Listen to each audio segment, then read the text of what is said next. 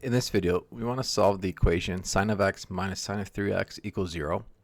We're going to apply the trigonometric identity, that is the sum to product identity, for the difference of two sines. So sine of a minus sine of b is equal to 2 cosine a plus b over 2 times sine of a minus b over 2. We're going to let a equal x and b equal 3x.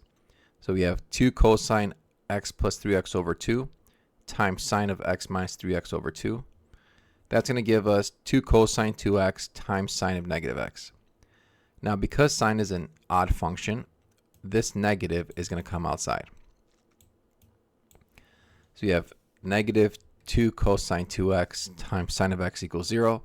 We'll divide both sides by negative 2, and we'll get that sine x times cosine 2x equals 0. Now we want to look at when sine is 0 and when cosine 2x is 0. So first, when is sine equal to 0? Well, that's going to be a multiple of pi. So it's going to be 0, pi, 2 pi, 3 pi, negative 2 pi, etc. So that's why we say x is n pi, where n is an integer. And then we look at when is cosine 2x equal to 0.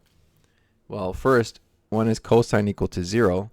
That's going to be over here, pi over 2 and 3 pi over 2. So we can write it as pi over 2 plus n pi. And so we say 2x is equal to that, and then we divide both sides by 2 to get x is pi over 4 plus n pi over 2, where n is an integer. And so now we've put it together. We have x being n pi union pi over 4 plus n pi over 2. And that's our final answer.